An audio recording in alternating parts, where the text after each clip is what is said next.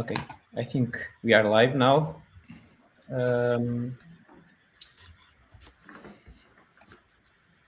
So welcome everyone, and thank you for joining us today. I'm Francisco. I'm a member of Deep Learning Sessions Portugal. We are a group of volunteers that is dedicated to share insights of deep learning, both inside and outside Portugal. And today we'll have with us João Correia. Welcome as well. To talk about deep learning for visual arts. And to let you know, this is the third session of our Deep Learning 101 series, where the goal is to present an overview of application of deep learning in several topics. In previous sessions, we had a topic of speech and another one about sports, and both of them are available in our YouTube channel, so feel free to watch them if you didn't do it yet. And to explain a bit how it will work, we will have about 35 minutes of talk by João presenting today's topic. And then in the end, we will have 10 to 15 minutes of Q&A. And if you have any question, feel free to place it on our YouTube chat anytime. And at the end, we will have a look into them and João will answer them.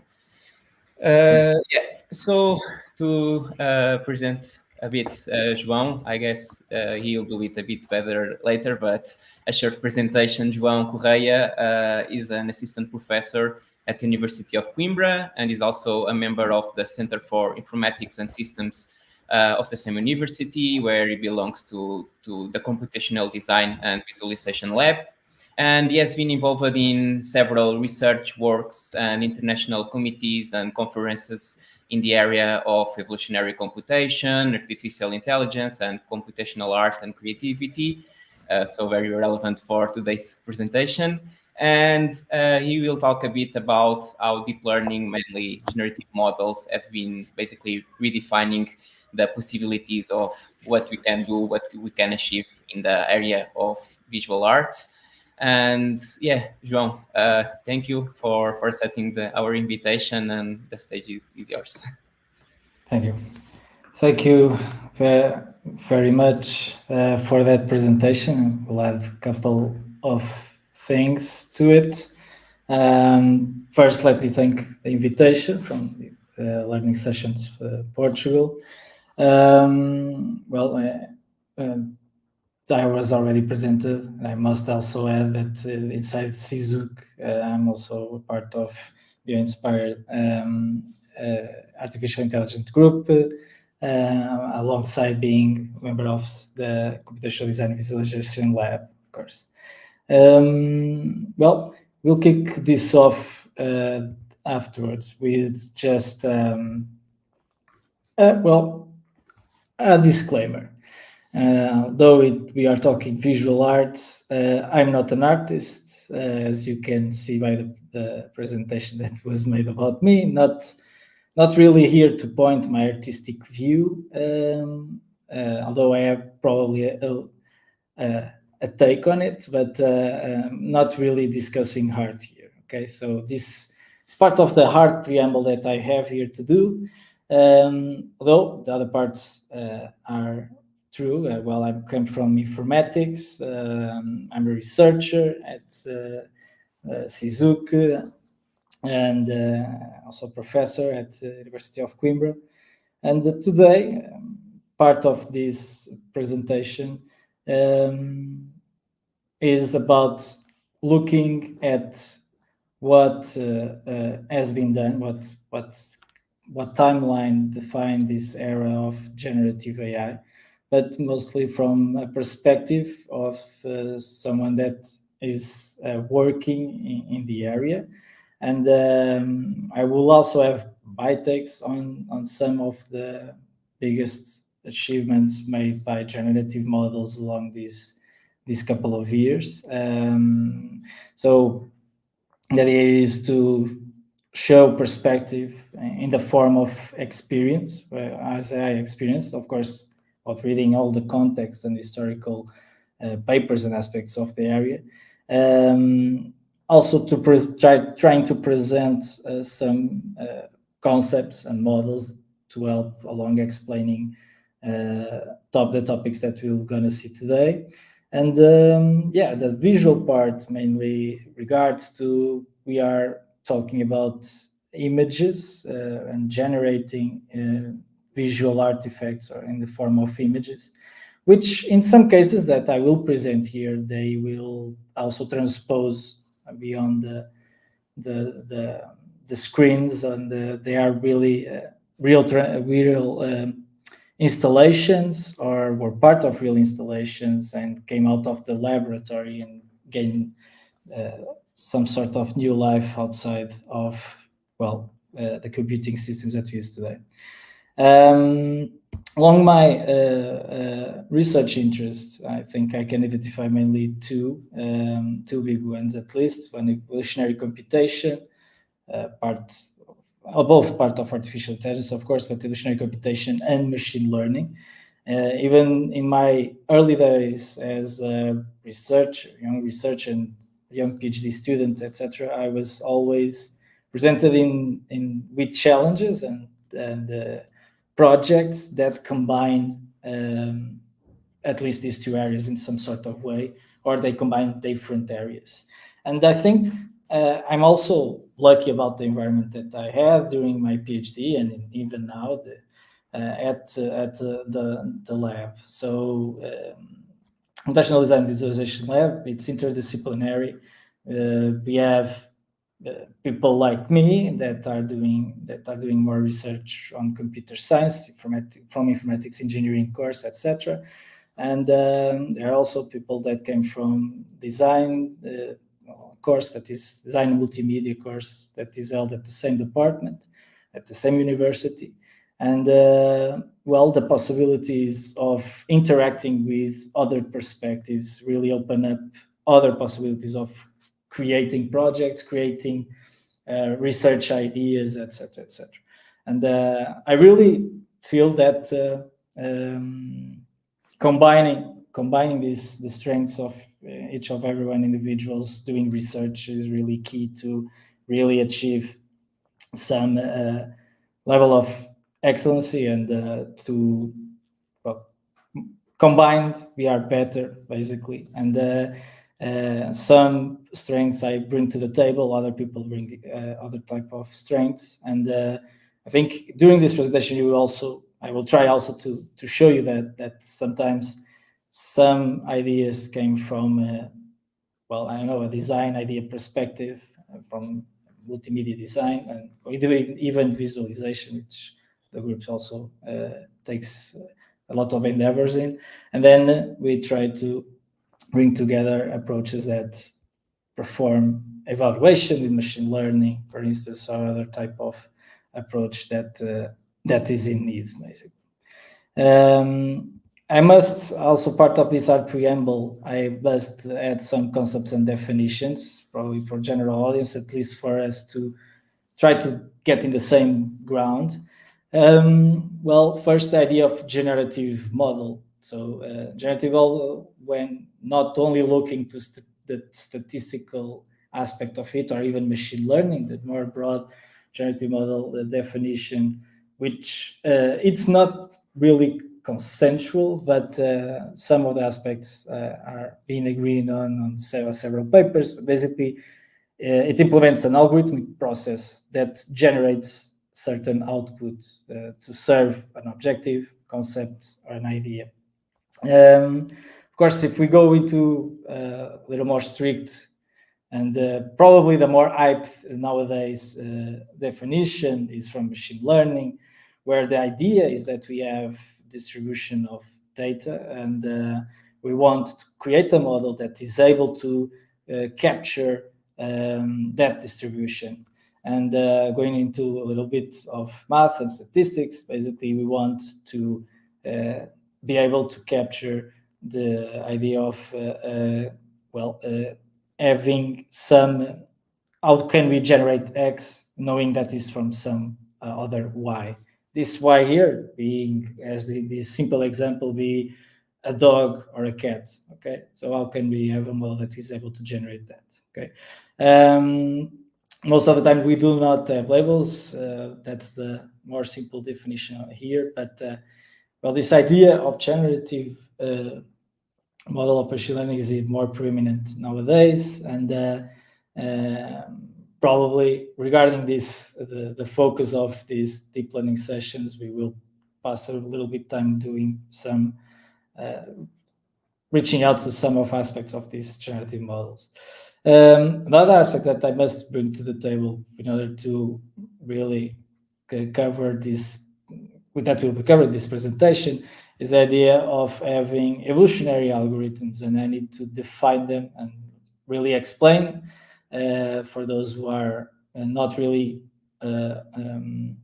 knowingly about this type of algorithms, but they are algorithms that are inspired from selection of species, inspired by Darwin's theory of evolution of species, and the metaphor is that we have a population of solutions. Those solutions at this point could be something abstract, could be some features that will define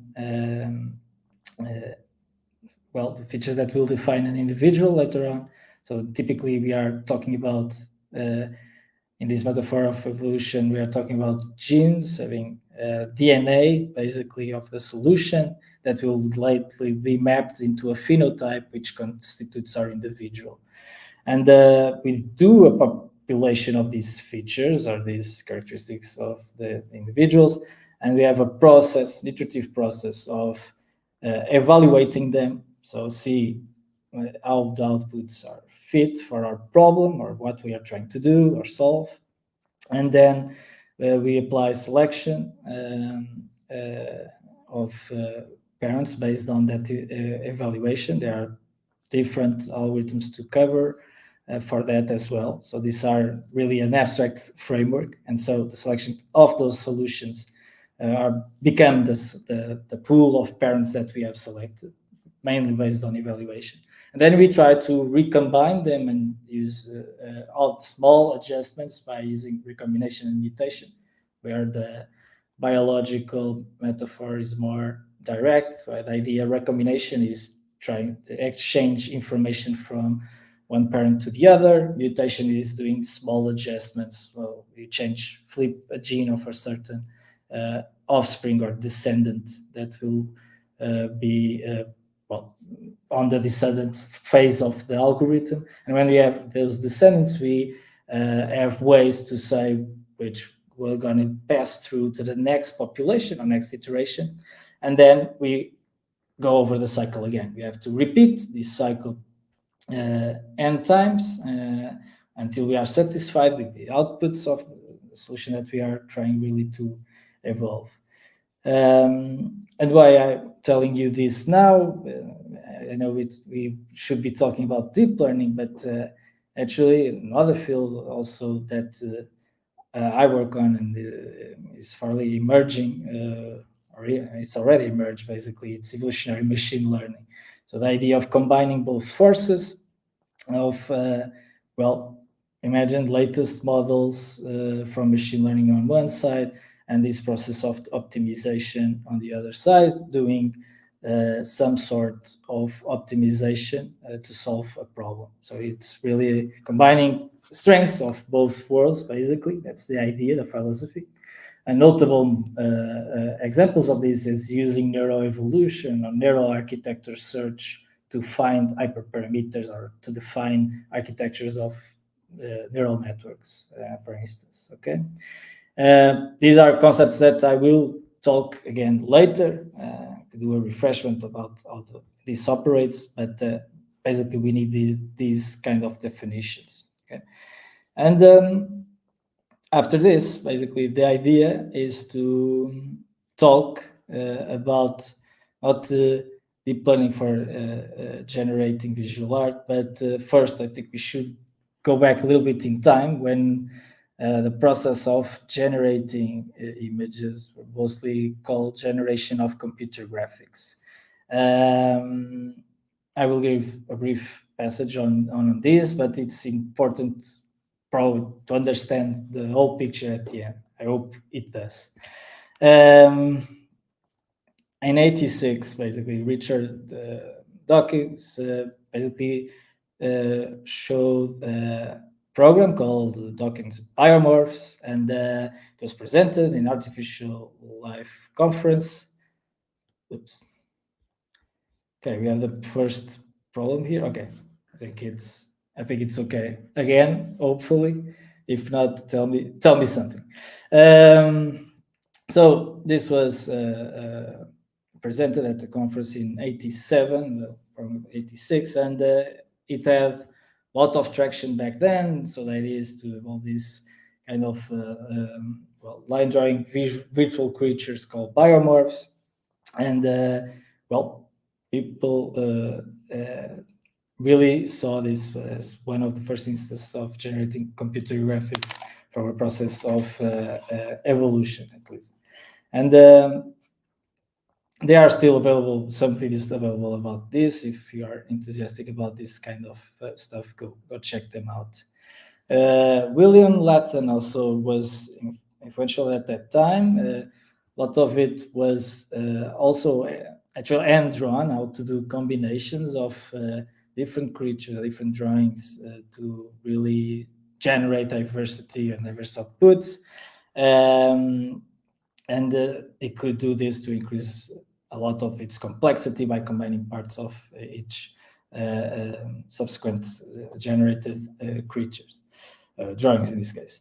And when another, I think, influential work that I must mention here is the work of Carl Sims in 81, where we have the title of Artificial Evolution of Computer Graphics. And the idea is to, well, in this case, we are evolving a rules system, an L system to create trees, and the users could combine them by interacting with the solutions presented to them and try to come up with the other different types of outputs. Later, at that time, in the area, there was another area emerging that was genetic programming. He used the idea of genetic programming to also generate images.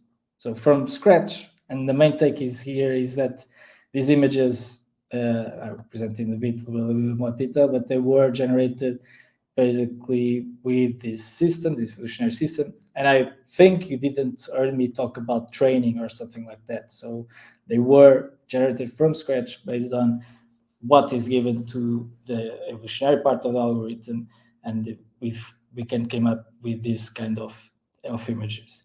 Going into a little bit of detail, well, the idea is picking up on the evolutionary algorithm and looking into how can we represent solutions for our population. And in this case, they were mathematical functions, where you can inject the pixel coordinates, and instead of the presented x and y, you inject each coordinated pixel, and then you have the value for that pixel, basically. If you do that for any kind of resolution that you like, the expression will unfold and will reveal an output as an image in this case. Okay, so that's how was able. So the basis is this. You have here some examples. X, while we increase X, we increase luminosity or pixel intensity, and then you have this gradient from black to white, from the left to the right, which is the x-axis in these cases. Then you can combine mathematical functions to keep complexing up the individual and end up with different types of outputs. And the system, although I forgot, this is not the Cossim system. This actually it's a system else from Professor Gonzalo Machado, and it is never basically the reference there, but the idea is you could use this system and have it deployed in a tool where you can assign also fitness interactively, select what images you like, and then after some generations you start to emerge with this kind of output. So probably you start simple and then you tend to complexify as you interact with the tool. This all the different kinds of outputs. This is based on the work of Never. You could generate, and you could see the type of outputs that was able to generate at that time.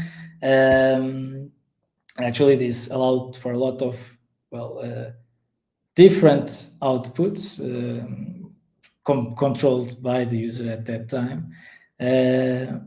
Typically mainly abstract in some sort. So of course the challenge was always to how to control it to give the desired output. Actually, from my experience also, we basically evolved this solution to even take part of nowadays architectures based on GPUs, and the idea of having these individuals being generated in GPU, and that approach called tensor GP, and is having the idea of tensors to compute it, basically compute the individual all at once in GPU, and we gain really surprisingly speed ups on generating more images, which allowed us to do some more advanced generations, combining, for instance, machine learning models to judge the outputs of the images that we are evolving. And if these are some examples, if you combine this, you can end up with some sort of pictures like those are that I'm displaying.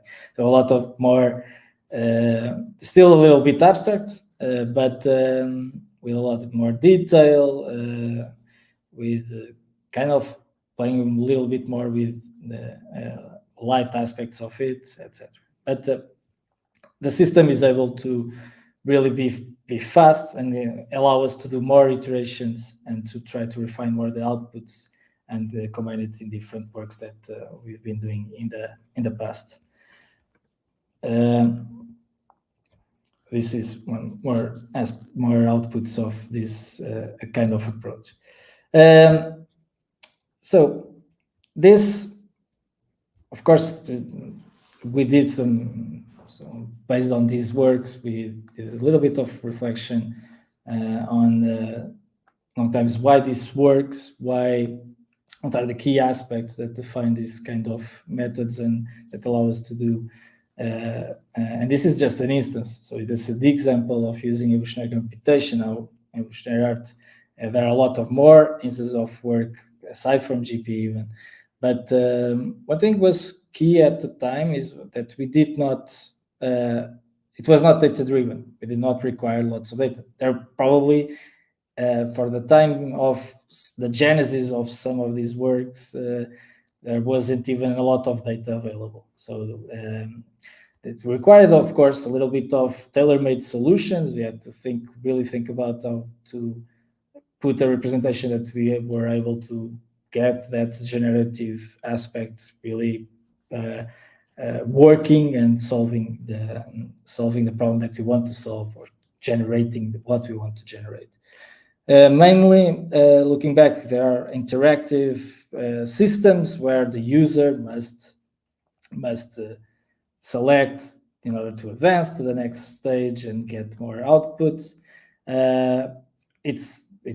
Actually, it was more a research question in the past. It's like the goal must be to automate it, of course, but at that time it was pretty fine, and that yielded a lot of contributions, being interactive. And even nowadays, some of the systems are interactive. And if you want to make a parallel, if you go to ChatGPT nowadays and you try to generate an image, you are being interactive, but you are chatting basically. But it's like go ahead and basically getting back to the basis again. So we are now interacting a lot with the systems to get what we want. Of course, there are ways to automate it. I will talk about that, and mainly because of machine learning that is possible. And you will, of course, have hardwired functions. If you don't want to be interactive, typically authors delve into defining that perfect function that will allow us to get the perfect output generated. Sometimes they could combine both, but we can split these two, at least interactive and hardwired function. Of course, at some point, the machine learning research was also starting to get some interesting and feasible solutions to be run with the computational part at that time. And entering the phase, at least for generating artifacts, even before generative approaches, it's about machine learning acting as an evaluator. And from my perspective, this is where basically it started, from work from Beluga, where the idea was to automate this process of generation using as a evaluator and a machine learning approach, a neural network to judge outputs. Okay. The problem is that we end up with a lot of the paper is a little bit dated, so the images are the best we can get, but the outputs were not that amazing. And at that time, since this was combined with also a GP approach that I equal to that I showed before, it was finding shortcuts. Basically, the idea of exploiting the outputs of the network. And the network was saying that as giving eye activation for these images, but basically the thing that we wanted to generate wasn't there. Of course, from our side, I'm doing with me on the team at that point, but the idea started before. It was to combine, of course, a general purpose evolutionary system like Never or TensorGP, and if we combine them with some sort of classifier, good classifier, we could end up also getting those kind of objects that the classifier is prepared to do. So basically revisiting some part of the Beluga work. But we tried to do this, and we had a lot of these outputs for different kinds of objects were not really getting there. So it was a bit a fail, because most of it will end up in the same situation, even with better models, more time to evolve, etc., and more resources. They end up being stuck at those shortcuts, those exploits. Of course, there are some of them were good, but this is generating faces, part of my PhD work at the time in the lab, and I tried to generate images of faces. You end up with getting some bad results like the last slide, but also some at least abstract suggestions of the objects that we're trying to evolve. And we could end up with, try to evolve different kind of objects, leaves, sleeps, etc. We kind of thought that also the problem was the data set was not really complete, or didn't have, we could tune up the data set to try to get better results. That's why the approach from actually my PhD thesis came up, which was effective. And the idea is, I'll be quick about this, the idea is to train different classifiers. We then generate a lot of images using an expression-based approach, much like what I've shown you before, and we try to generate a lot of images that are, from the point of view of the classifier, the object, and then there is a supervisor that is trying to guarantee that those instances are really from the data set we are trying to generate. This kind of adversarial process, which GAN-like adversarial process actually, end up in different data sets getting some results. For instance, if you want to, we tested this with image data sets at that time, face detection actually, and by really updating the dataset with those generated images that the supervisor said that they were not really from the thing that we want to generate, in this case faces, we basically had a boost of performance during this iterative process. Several performance, like almost 17% by doing this. Then we try to expand the positive state, the positive set, and this where part of it was also done during the lab with colleagues from graphic design, and we tried to basically evolve faces, but we must have the system that is sure that it was a face. And during this called Project Accesses, the idea is to basically pick up on the face. We split key parts of that face, mainly eyes, nose, mouth, and eyebrows.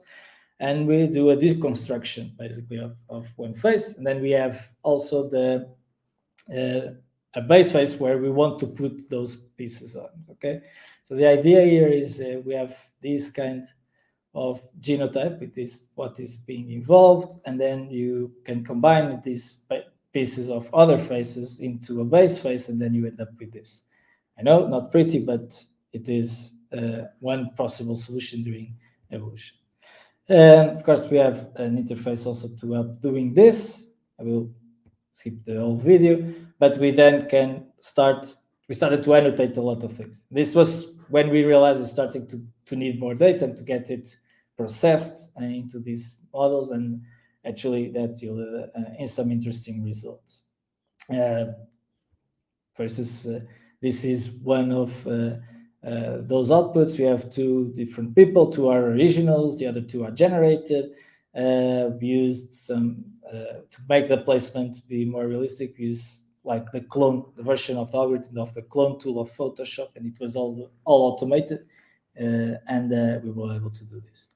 We got a lot of unrecognized faces generated, and by a classifier that was trying to classify them as not being face, but actually they were ensured by our representation that they were a face. So these are examples of images that were not really be able to be classified as such by the classifier.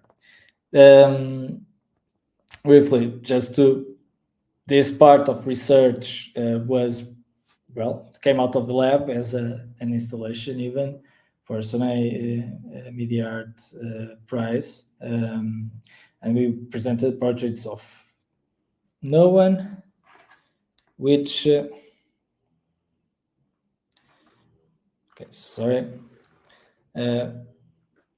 my sound went off, I don't know why, sorry. So Portraits of No One was an installation that came out of this research. It was an installation, people could interact with the module, take a photo, and really see the face recombine using the same process of fax faces, but it was with live persons. I think at the time the project was really searched for in the Museu de Arte Contemporânea from Lisbon, and during the prize, and we got a lot of attendance at that time. I think it was interesting to see how something that was created with all this generative process was getting out of the lab and getting out there as an installation. That's part of it's some part of the art is here, of course, and we actually have some videos. You can search also the project online of the whole process of getting all the aspects done. So once again, it was disciplinary between both worlds are more from design and the world of computer science coming together to generate outputs. Okay. So, of course, in going just a little bit back, and as an evaluator, we did this with faces. We also tried to do this with a machine learning approach that had more data about artistic outputs. So basically, we had a data set of famous paintings, and we have also sampling of image generated from our evolutionary approach, and we try to make the effective cycle again, but with the objective of really generating different outputs on time.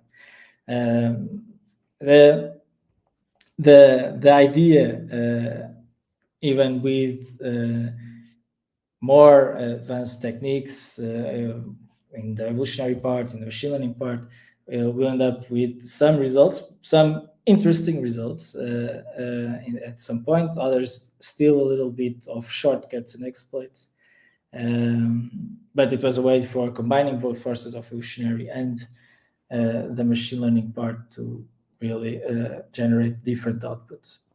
And then you may ask, why not using a CNN to do this, trained with a lot of data? Well, more later that year, basically there was also a big paper describing how ImageNet, etc., were really easy to fool with some random noise. Later on, we had a new area even emerging about adversarial learning, but this was probably one of the first instances saying that even big models, big CNN models, were vulnerable to these exploits. Also experiencing another type of work, this kind of problem happening at that time, being on shortcuts, but for generating glyphs. This is of the system that we used. We combine different objects to try to resemble an OCR, resemble a certain character using an OCR system. The OCR system was based on convolutional neural networks. At that time, it was based on AlexNet, and the results at the end are also in the paper, of course, but we compared 3 types of guiding, the way of getting into the letters, and we quickly realized that the classifier was actually learning to distinguish some patterns. And if we look into the image itself, you can see that if you want to get the Z, probably the only thing that differs from the other letters is having this line, this diagonal line, and you can basically guess that this is Z. That was basically what even good neural networks were doing, and we later basically combine all this, combine the CNN with other approach about similarity to a given target fonts or group of fonts, and we end up with the results below. So basically, the evolutionary system is the same. We just changed the evaluation, and we helped out a little bit of the machine learning part. Also use it to in the same generating of glyphs we used this for also manipulating SVGs. Was another story of having some kind of approach that could generate an output to an outside artifact from not being only the model. So basically, something that you could really have it on your hand. We have now machine learning as generative models. So mostly what we talk about is how some of the works and where it was combined machine learning with, and most of the work until some point was really machine learning as an helper to evaluate artifacts. And then we enter an era of generative models. We can argue it's not really a generative per se, but I think this was one of, and I remember discussing even in the lab, we discussed about having the hype of the deep dream. If I don't know if everyone in the audience will recognize this work, but at the time that I think it was one of the first works that had a little bit of impact and hype about having neural networks to dream, where basically we are tearing apart some sort of layer, and we are doing imposition of the same image over and over again to activate some kind of the part of the layer, and then you end up with these kind of what we nowadays call hallucinations, but at that time it was the dream, the deep dream. So the neural networks were dreaming about this, and I think that was one moment where some machine learning approaches and deep learning approaches were starting to pop off as solutions to be generative, although this is not quite a generative model. Before that, we also had getting into pure generative models. We had style transfer also works, and where the idea is we have network to learn we have a network to learn several inputs of data, the various paintings, etc., etc., a lot of different textures, etc., and then you try to pose we have an image, a starting image like this car, a picture of Go, and then you again a similar process based on what the dream was supposed to do is to inject the image at some part of the network to have it literally transfer the texture and style from the other input, which is a given style that you want to impose to that original image.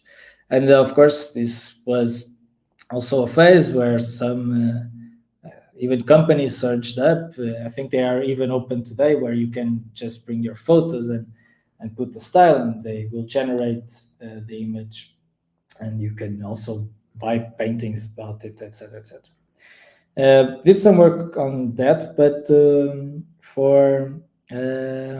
so this was research in house with map style transfer, and we had also some parts of the algorithm to really generate a part of the maps with style GANs. Style transfer had some problems about resolution. You could only put a small portion of the image at that time in the network. So in order for you to do a map, you should have different parts of the map also style transfer. But that's put a problem in this process where you can know, you cannot control the edges pretty well. So we delve into a bit of the problem, and I think we come up with a solution that guarantees some continuity at multiple parts of the map, and it's end up with some motion materials also done with this kind of approach. Then I think we entered the GAN phase, and in GANs, these are the latest. We did not start here, but we evolve up until a point where we have faces that do not exist, a car that does not exist, bedrooms that do not exist, which is basically generated by GANs. And just to give brief introduction here, it is based on adversarial training with two neural networks. The idea is to have a generator generating fake data, having a discriminator to distinguish if the data that is coming to the discriminator is real or fake. The real data being the data set that we want to learn. And this adversarial training process held up with the images that we saw before. So of course, this is the vanilla part. Then there were different types of updates in order to get into the stage where GANs are today, but this was the basis of it. And in-house we also tried to pick up on this idea of GANs, and we tried to do something again with TensorGPT being the playing a role as a generator instead of having a generator network. And actually, this is an ongoing PhD thesis, but we found out that we could do this process really efficiently. But one key aspect is about, much like GANs, need the discriminator not to get too good to allow the generator to learn something to be generated.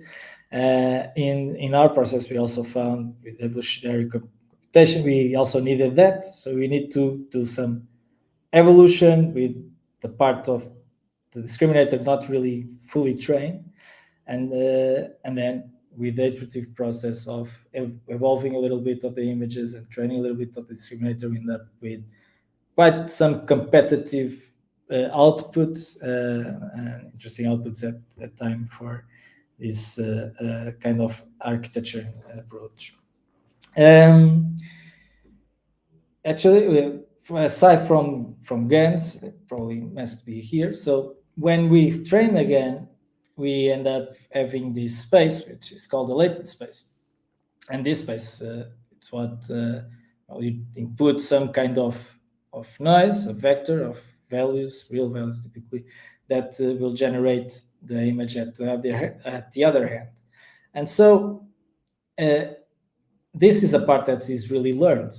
And we also delve into some aspects where this is called latent vector exploration, or latent vector even evolution of these parts, to explore how can we manipulate those vectors to get good results or good outputs in some sort of way. We had some incursions with success with this approach. We could combine actually the most powerful big GAN and combining even with clip for the textual part, and try to have optimization of these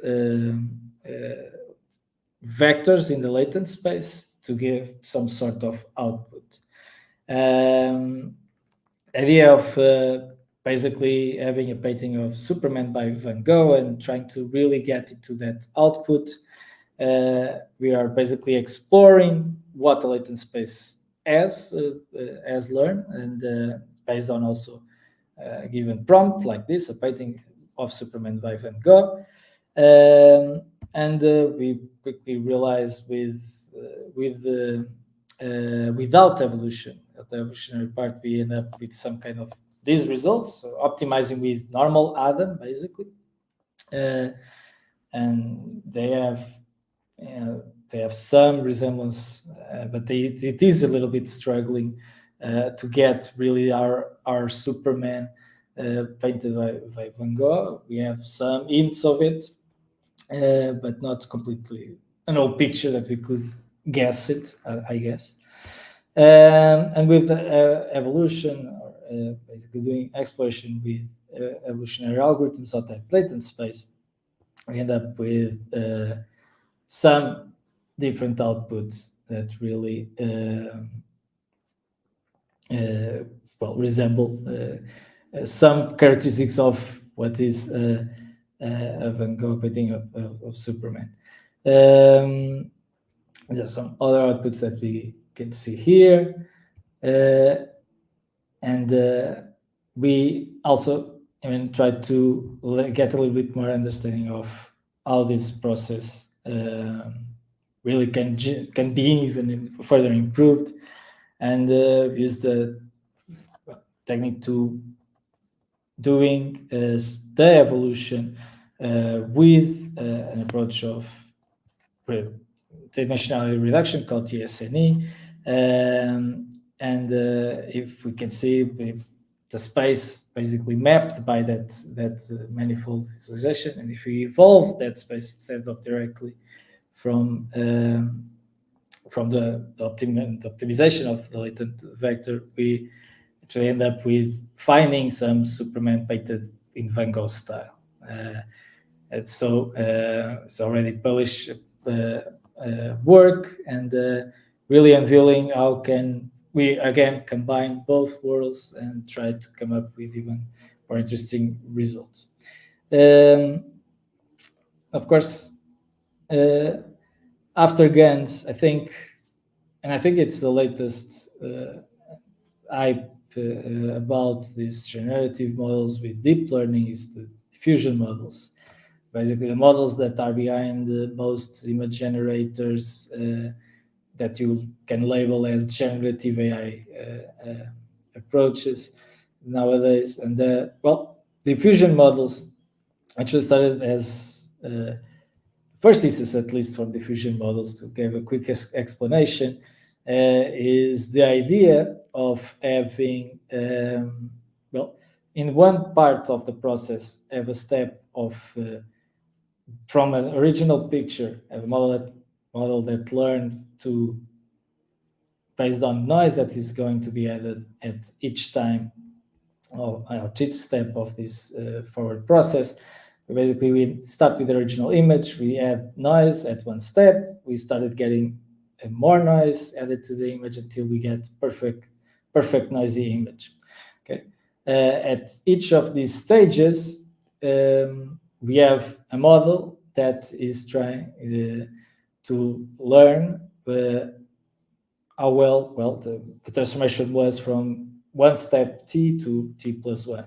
This is in the forward process. Then the other way around, the reverse stage is from the noise. Okay, so noise from the original image, we want to be able to reconstruct the whole image again. So this is done iteratively, and we have models. Each one of these nodes, the T's that we have, are neural networks. In the first instantiations, there were multi-layer perceptrons or fully connected neural networks, each for each one of these stages, learning in one phase, learning to model the noise that is going to be added to generate the next image, and the other to denoise it, basically, at each stage in time. And so in this process, we have what we call today a diffusion model, and the diffusion process holds this both ways. Then you can, in these simple models, you can generate again the image by pulling some noise on the reverse phase here. Okay, so basically we end up with something that image to image, not that malleable, but it was, in terms of generation, in terms of learning distribution of images, it was really competitive, or even surpassing GANs at that time. Actually, there's a paper, I think that the title is Diffusion Models Are Better Than GANs. I think one author wrote that paper, and it's out there, and showcasing, the diffusion process. Although, as you can see, a lot of neural networks, so heavy process to do this, but where they were efficient to really map distributions of training images into a model that we were able to then pull it to get images from that distribution, the learned distribution. This was further evolved and combined with one idea actually came from autoencoders, which are the variational autoencoders. Instead of, so we have image to image basically approach, the base diffusion model, but then you have latent diffusion models where the idea is not to learn the image directly, is to learn the latent space itself, latent space that will give a noisy image. And of course, this is the most updated iteration that is part of Dall-E systems. So when you are queuing up with ChatGPT 4, if the paid version, you are basically dealing with this kind of generative model where our inputs come in this conditioning part of the network, which will influence the generative, the denoising generative part of the diffusion process, and indirectly, basically, forcing it to be something that was prompted by a user. You can use ChatGPT to really, and the chats or text, etc., to really grasp what you're trying to say. Have a model that uses text embeddings inputted into this conditional part of the layer, and basically having it to try to generate what we want, basically. Of course, the first instantiations of this process, even for getting some artistic outputs that were interesting.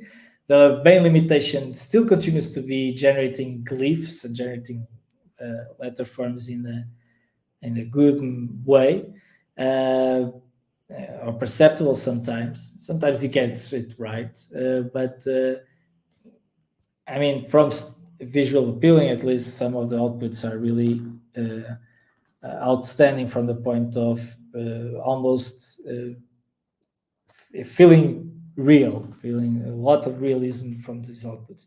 A lot of hard to also manage it in terms of prompts, etc. And that's why at some point we pick up on the idea of also using an approach that is able to evolve the type of prompt that we can provide to these kind of systems in order to get the outputs that we want. So some sort of defined grammar about terms that we all know that a prompt will be sensible to and able to generate it at the end.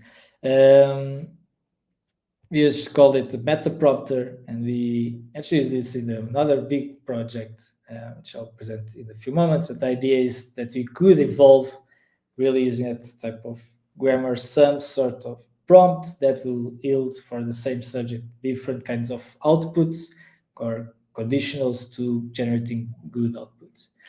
And actually, we use this on one of outstanding works on the lab, that is the coin designed by AI, done by us at the Computational Design Visualization Lab, where we combined multiple systems. One of them was MetaPrompter that I presented here, and we also used TensorGPT with Clip and BigGAN to generate what is called the reverse of face of the coin, and then use the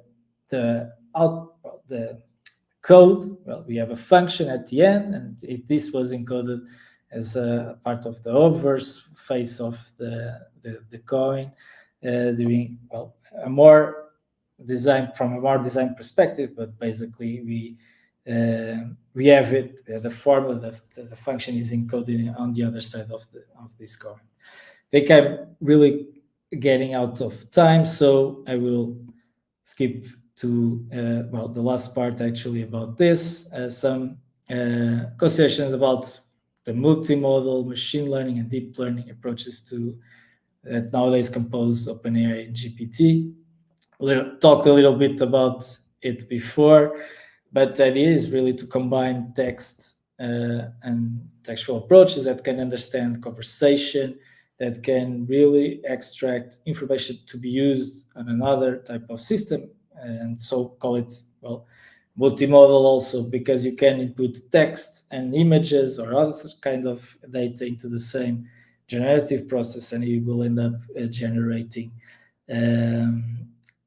what you want to generate based on the conversation. Okay, I think the most outstanding up until now is really what was presented, but not still available, and still I really want to delve into detail. But it was Sora with text and video generation, basically. So you can generate complete videos based on prompts, and are able to get really the outputs.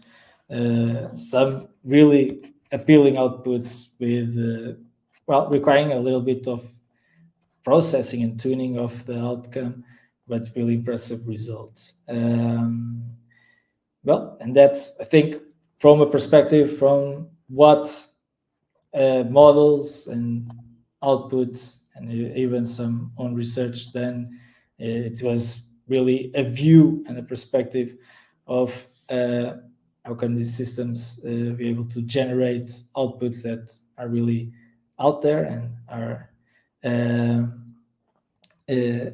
interesting. And actually, it's really exciting to feel that a lot of the work then is, of course, trying to get there first sometimes, and try to and be in line with the research that is being done, and it has been done in the past around generative models, and try to really get outputs that are interesting and with arguably arguably value. And well, it is exciting new era, and different synergies will definitely surge up. And well, I think I will end up there with my presentation.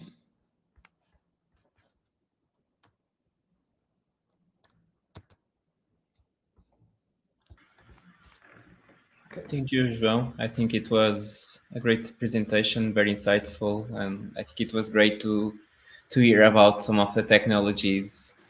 Sometimes we hear and a mix of them with your own research projects and the results you got.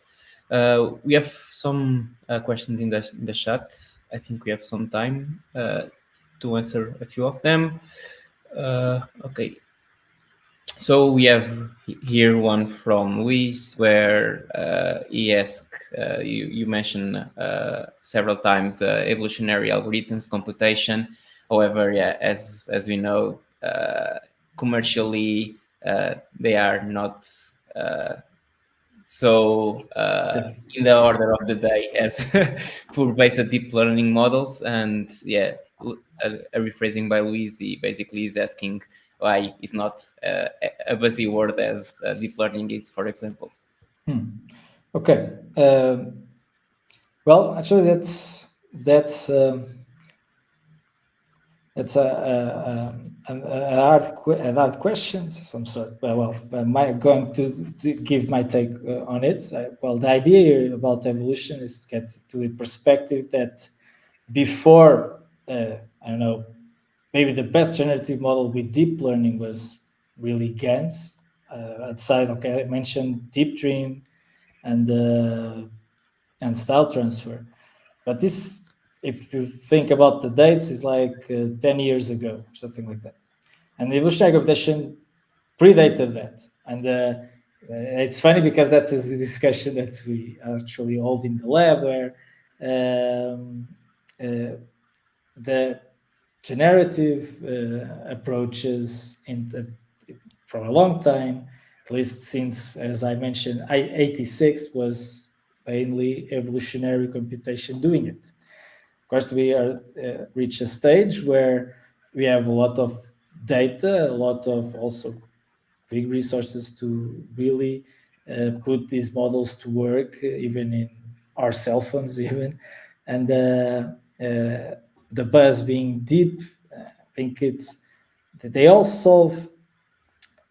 solve a lot of the problems that about controllability of the outputs, etc., that evolutionary computation really struggles a little bit to deal with. But I think I don't see this as a competition, really. As I mentioned, evolutionary machine learning should be the way, because if you think a lot of the algorithms, even parts of the stochastic aspects of deep learning, we could arguably say that some of them come from the optimization part that evolutionary computation was also known for. So for me, combining a model from deep learning, okay, you need to define a lot of things manually. You need to think about architectures, etc.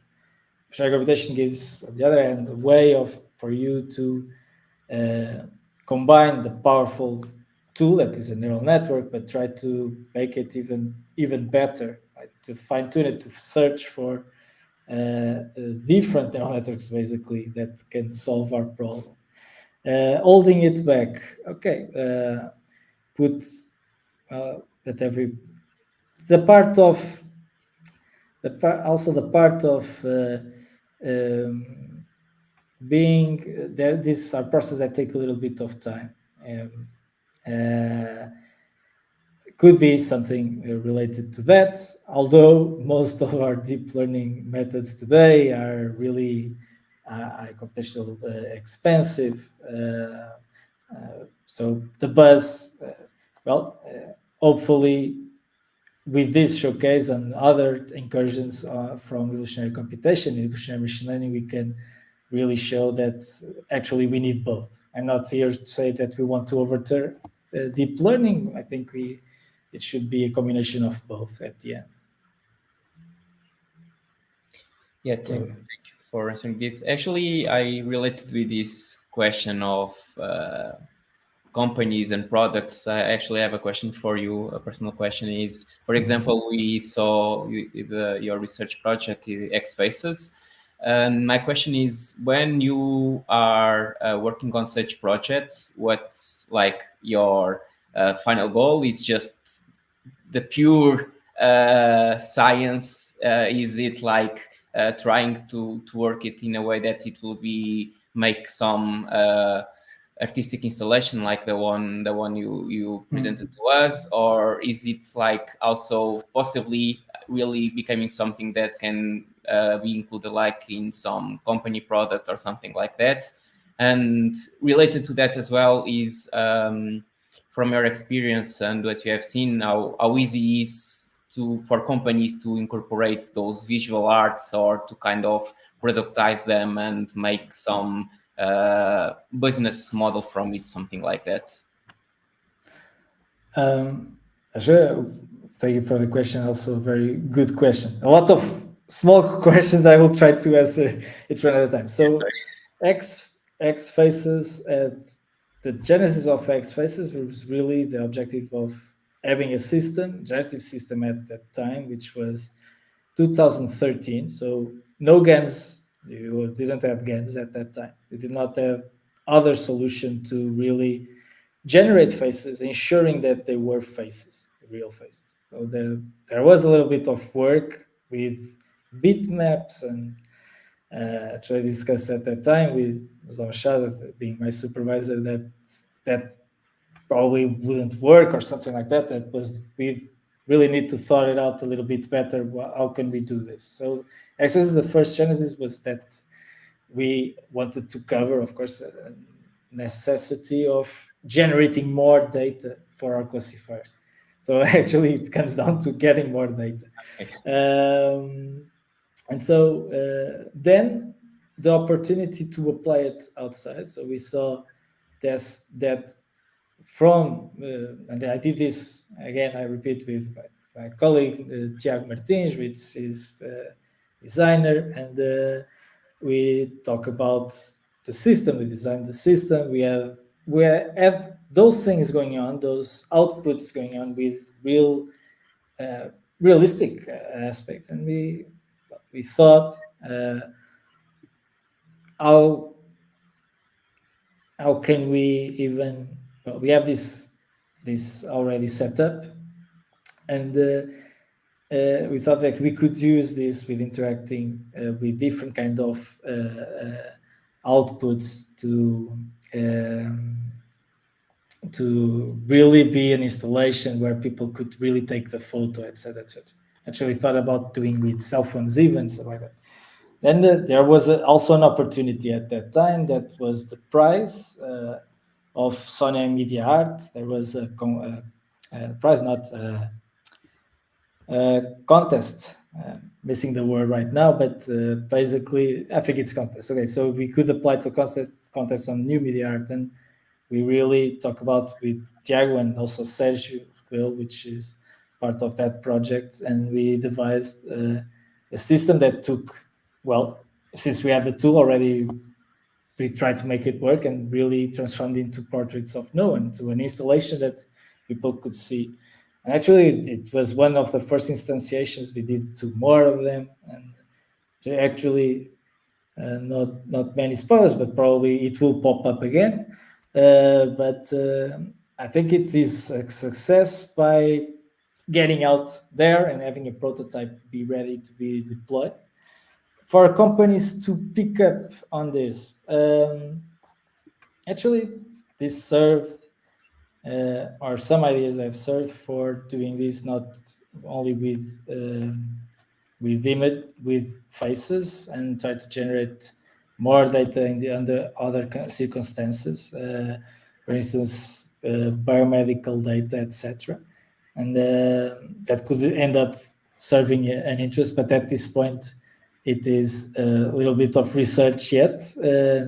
Hopefully, in the future, could be also used, because companies, of course, rely on machine learning, but well, they're trying to have a solution that they can really absorb and capitalize with.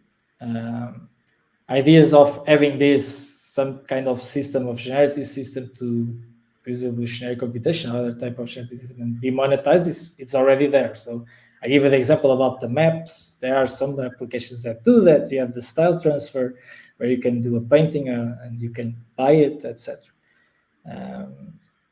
So as a product, I think actually we have not precisely with this kind of system, but we have some instances where projects with companies and they are really with our tools with evolutionary computation. We gave them the prototypes and they are working. Remember a project with Altis where we used evolutionary computation. The product has evolutionary computation. So I think probably that doesn't have the buzz, and we should, as a community of evolutionary computation, work on that. But they are there. There are systems that are using this kind of technology. Thanks. I think we have one more question. I think we have some extra time for it. So this is a question from Manuel. It's also divided in several parts, so I'll go through. It's a single one, but in several messages. So he's asking basically about the fitness metric for this image generation in evolutionary generation. Yeah. So just to proceed with the question, yeah, basically how we can do it because the distribution is based on what you have in the data set, and then we might miss some creativity and subjective that's commonly associated with arts. Yes, I didn't get into much detail about the evaluation phase because I think that would end up in another more minutes and kind of another presentation about evaluation. And that is true. In terms of evaluation, when I talked about the works of as machine learning as evaluator, we're talking about classifiers and getting the activation from the classifier for a given object, for the faces, for instance, or something like that to really drive our model. Of course, we have feed. When we talk about feed on distribution-based metrics, well, you can apply it. Actually, we applied it in the work of switching the generator of the GAN by TensorGPT. So we are comparing results according to feed. Of course, feed, as you point out, has also some limitations because feed is based InceptionNet, training ImageNet, so not really artistic outputs. But, and that's a topic I don't have in this presentation, and it's something in the works. Also, there are new metrics popping up for a static metric, etc., that you can use. For instance, TensorGPT comes with an example with NEMA classifier, NEMA statics classifier. So a classifier that was trained in aesthetical images, photographs, etc. And so the idea, it's once again in abstraction the same. You have a classifier that says if it is a good picture or not. You put it to be the evaluator of the images that you are generating, and probably we end up with good outputs. Actually, the outputs that I showed here some of them are with some sort of those metrics. A metric of being aesthetically pleasing, based on the view of the deep learning model. And nowadays, these deep learning models trained on images to give aesthetic measures are really, well, growing up, actually. So they actually clip, Dall-E use, not simulacra. So I have the name simulacra, the other one, Lion. So they use Lion. So it has billions of images from different sources, like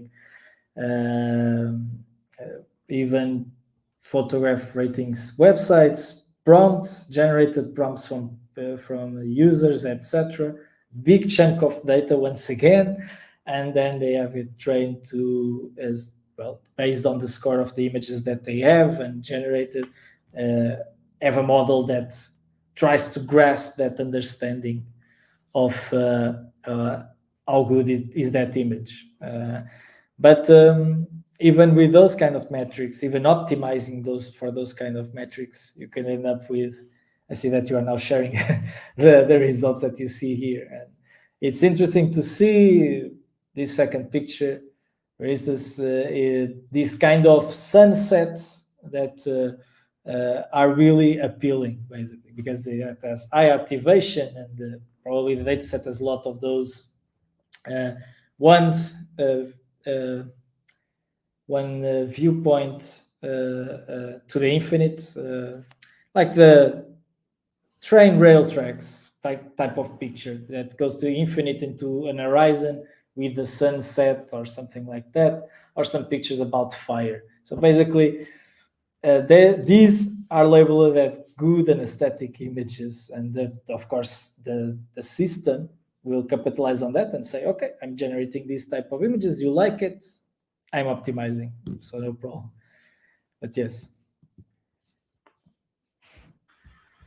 Thank you, João. I think we get to the end of the session. I will just like to inform everyone that this video will be available on our YouTube, and also we should make the slides available on Deep Learning Sessions GitHub.